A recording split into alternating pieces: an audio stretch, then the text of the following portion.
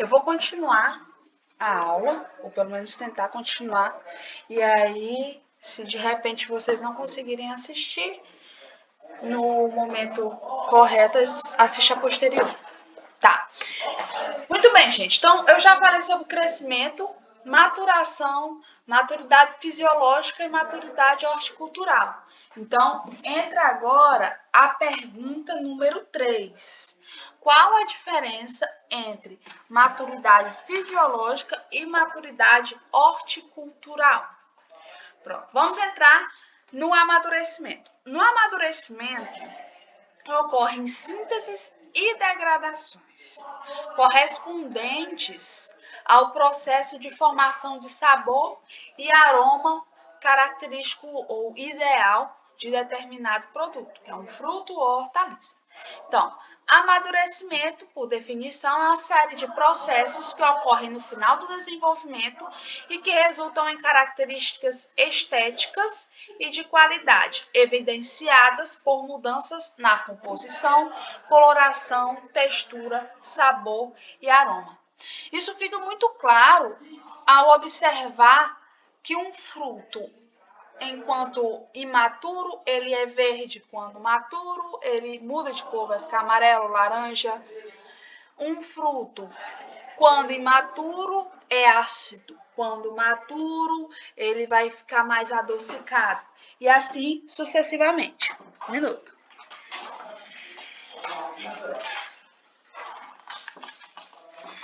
E aqui a gente tem a sequência das sínteses que acontecem durante o amadurecimento. Então, é uma fase de síntese. Manutenção da estrutura mitocondrial. Ora, o fruto continua respirando. Ele está em processo de desenvolvimento. Então, como eu falei na aula passada, enquanto o fruto está conectado à planta-mãe, ele não precisa respirar, porque a planta-mãe faz fotossíntese. Então, toda a nutrição do fruto, enquanto ele está conectado, vem da própria planta. A partir do momento que ele é destacado da planta-mãe, ou que ele quebra esse vínculo para amadurecer, ele precisa de outra via para a produção de energia. E os frutos, eles não são ricos em clorofila ou em aparatos metabólicos, aparatos enzimáticos necessários à fotossíntese. Mas eles possuem mitocôndrias. Então, a estrutura mitocondrial é mantida porque a partir das mitocôndrias é que os frutos respiram. Nós teremos a formação de carotenoides e antocianinas, que são os pigmentos que variam aí entre o azul e o vermelho, o amarelo e o laranja. Esses pigmentos são também antioxidantes, ou seja, substâncias importantes nesse momento em que a respiração está em plena atividade. Os frutos precisam ter esses componentes. Também para atrair o futuro consumidor, que vai fazer a dispersão da semente. Interconversão de açúcares. Os açúcares mais simples tendem a ficar, os açúcares complexos tendem a ficar mais simples, como, por exemplo, o amido. No amadurecimento é quando o amido é quebrado em açúcares redutores, como a glicose e a frutose, que dão ao produto um sabor adocicado. Aumento da atividade do ciclo de Krebs, isso é natural, já que eles estão respirando, os frutos. Aumento na formação de ATP, que é a energia química produzida durante o processo de respiração. Síntese de voláteis aromáticos, que são aqueles aromas que atraem o consumidor. E aí vocês se lembram, por exemplo, a manga coité madura tem um cheiro bem agradável. Então, esse cheiro agradável é sintetizado bioquimicamente por enzimas. E formação da via do etileno. Já já a gente vai falar mais do etileno.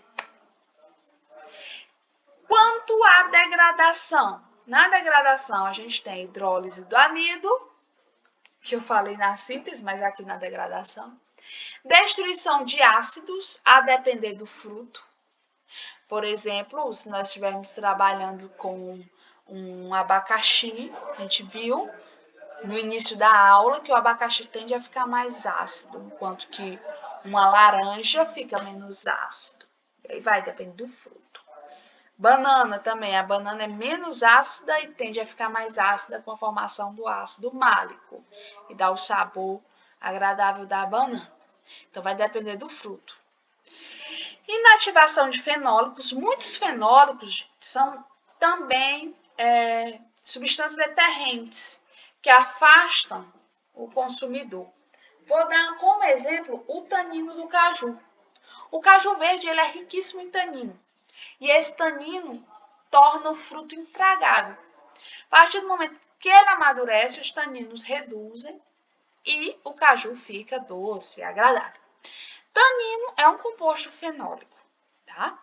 Solubilização de pectina, e aí essa pectina deixa o fruto mais duro, é difícil de morder, de mastigar, e quando ela é dissolvida, ele fica mais macio. Ativação de enzimas hidrolíticas, que são justamente as enzimas de quebra, e amaciamento da parede celular, induzida pelo etileno. O etileno tem essa capacidade de amaciar os tecidos. Muito bem. Então, com relação às questões organolépticas, na textura nós temos o amaciamento, durante o amadurecimento ocorre o amaciamento do fruto. Com relação aos pigmentos, ocorre a perda da cor verde e a síntese de carotenoides. E com relação a sabor, nós temos a formação do sabor ácido, doce ou perda do sabor adstringente, né? E com relação a aromas, são formados os aromas caracterizados como agradáveis ao consumidor. Muito bem. Então, só destrinchando o que eu já falei, nós temos no amadurecimento a mudança na composição da pectina, que promove o amolecimento da polpa, alteração da cor, decorrente da destruição das clorofilas e revelação dos carotenoides, aparecimento de cores laranja e amarelo, que seria decorrente da síntese de carotenoides, ou vermelho-azul, decorrente da síntese de antocianinas. Temos ainda a síntese de cera nas cascas, a depender do fruto. Nós até comentamos isso na aula passada, que alguns frutos possuem ceras nas suas cascas que reduzem as trocas gasosas. É um esquema de proteção que os frutos desenvolvem. Mudança no padrão proteico, sob o controle dos genes. Aqui a gente vai ter a formação de enzimas específicas, então o padrão proteico muda. As proteínas produzidas não são mais estruturais, mas são proteínas bioativas. Alteração na permeabilidade dos tecidos, como a gente falou com relação ao etileno, favorecendo a entrada e saída de etileno. E produção de compostos voláteis, vão nos dar sabor e aroma. Temos ainda alteração na taxa respiratória, e aí essa alteração vai satisfazer a nova demanda, tendo em vista que o nosso produto, nosso fruto, não está mais conectado à planta-mãe. A alteração na produção de etileno, o etileno que é o hormônio do amadurecimento, como veremos daqui mais tarde, no segundo tempo.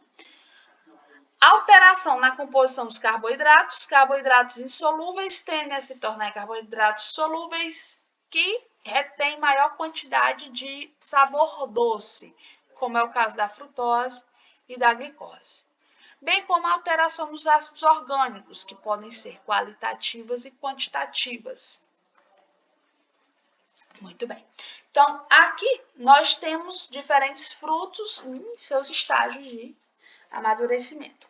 Primeiro, a banana. Gente, a banana, ela é um fruto que quando atinge a sua maturidade fisiológica, ou seja, ocorre o aumento dos compostos necessários ao desenvolvimento dela, ela pode ser colhida e a sua maturação continua longe da planta-mãe. Por isso, spoiler, nós chamamos a banana de fruto climatério. Do mesmo jeito a manga, olha os diferentes estágios de amadurecimento e maturação da planta. O mamão também, a goiaba e a acerola. Na acerola, a mudança de cor é muito perceptível, né? Do verde ela passa um vermelho bem achegado. Muito bem. Ok, e aí depois do amadurecimento entra a senescência. Na senescência ocorrem os processos de degradação do fruto. Então, a série de processos após a maturidade fisiológica ou horticultural que levam à morte dos tecidos. Gente, ainda que um tecido não seja um fruto, por exemplo, se você estiver consumindo, estiver trabalhando com alface, que é uma folha, a alface tem a sua senescência. Ela não passa por todos esses estágios de desenvolvimento, porque isso é de fruto. Mas ela passa de fresco a senescente, ou seja, da vida para a morte natural, entendeu? Pelos seus processos de degradação, que nesse caso é a degradação da clorofila. Então, na senescência, a redução de síntese e aumento de reações catabólicas, perda da permeabilidade da membrana.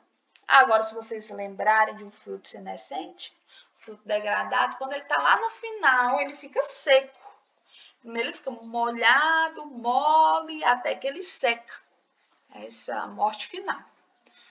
De fluida rígida, nós temos extravasamento do suco celular, a perda devido à perda da estrutura da parede celular, seguido de necrose. Muito bem.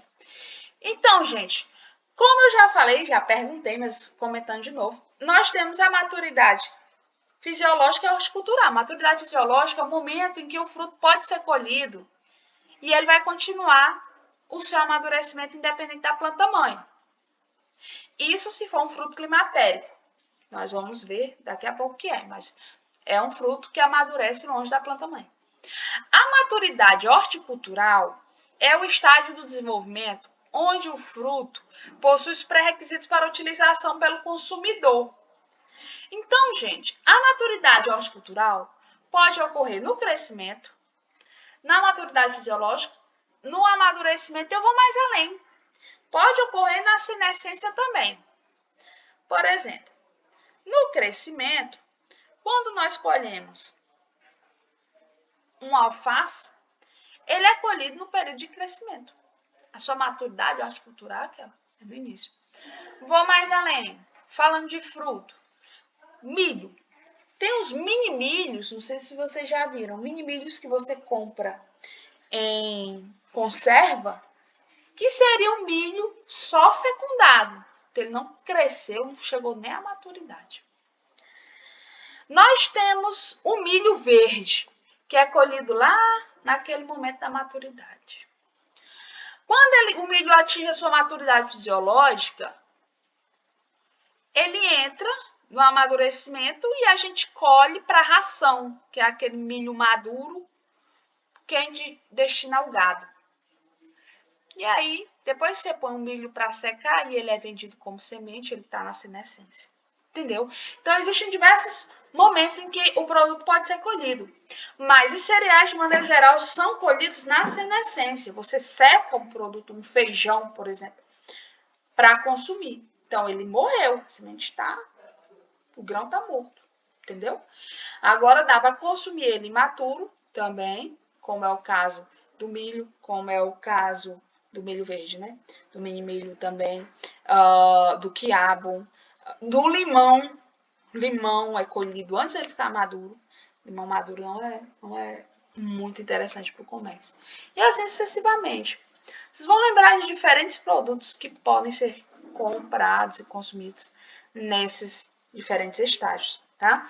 Então, agora pelo conhecimento de vocês, e até pelo que eu já citei, como quinta questão, gente, essas questões são muito rápidas de responder e eu já até acabei de falar, tá? Acho que é a quinta questão. Cite exemplos de frutos ou hortaliças ou grãos que são colhidos no início da maturação. Vamos colocar assim, são colhidos imaturos, maduro e na senescência. Tá? Um exemplo de cada. pode ser os exemplos que eu já citei também, se vocês não conseguirem lembrar. Para frente. Muito bem, então, só recapitulando, no início do ciclo de vida dos frutos, nós temos formação da polpa, então ocorrem modificações físicas com relação ao peso, cor e textura. No término do crescimento do tamanho, nós temos as transformações físicas, que é aumento de volume. No 3, nós temos o início do período de utilização, mas ainda imaturo, que é a maturidade fisiológica. No 4, nós temos o período ótimo de consumo, que é o amadurecimento. No 5, a predominância das reações degradativas, que é a senescência, até que em 6 ele fica não utilizável para o consumo, tá? Então, eu gostaria que vocês agora, naquela tabelinha, naquele gráfico de ciclo de desenvolvimento, vocês anotassem essas transformações que ocorrem em cada número. Anota só a transformação, tá? Resumidamente, para mostrar a foto para mim. E essa é a questão número 6. Ok, por aqui eu termino o ciclo de desenvolvimento dos frutos e nós vamos já iniciar a respiração.